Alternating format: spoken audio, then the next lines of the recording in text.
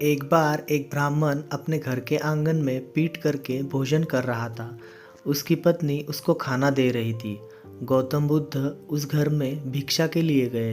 बुद्ध को देखकर उसकी पत्नी ने सोचा, अगर मेरे पति गौतम बुद्ध को देखते हैं तो वह बुद्ध को खाना खिलाएंगे, फिर मुझे फिर से खाना बनाना होगा। ऐसा सोचकर पत्नी ने अपने पति की सेवा की। महात्मा बुद्ध भी बिना हिले डुले वहीं खड़े रहे। ब्राह्मण की पत्नी ने बुद्ध को अपने सिर के साथ एक संकेत दिया और उन्हें जाने के लिए कहा। बुद्ध ने भी बिना कुछ कहे सिर हिलाया कि वह नहीं जा रहे हैं।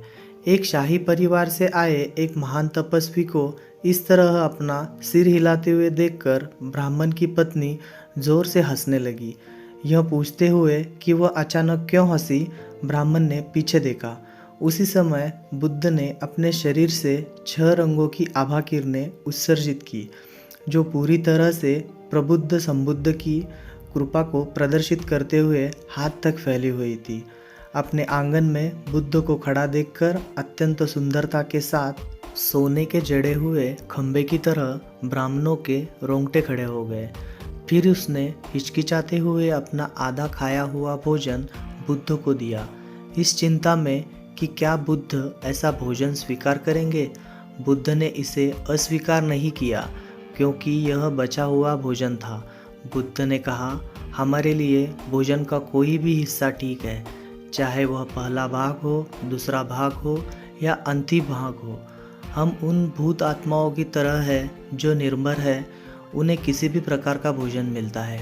ब्राह्मण हैरान था कि एक शाही परिवार के इतने महान ऋषि को बिना मना किए उसकी भेंट स्वीकार करनी चाहिए, क्योंकि यह एक बचा हुआ भोजन था। ब्राह्मण बुद्ध से बहुत प्रसन्न हुए। ब्राह्मण की सुखद मानसिकता ने उनके बीच मैत्रीपूर्ण बातचीत का मार्ग प्रशस्त किया और भोजन के बाद बुद्ध ने उन्हें इस तरह से धम्म सिखाया जो उनके लिए फलदायी होगा। अंत में ब्राह्मण और उसकी पत्नी दोनों ने अनागामी फल प्राप्त किया और केवल और एक जीवन काल के लिए अपनी सांसारिक यात्रा को आगे बढ़ाया। तो दोस्तों, ये वीडियो आपको कैसा लगा आप मुझे कमेंट में ज़रूर बताना, और चैनल पर पहली बार आए हो तो चैनल को सब्सक्राइब ज़रूर करना।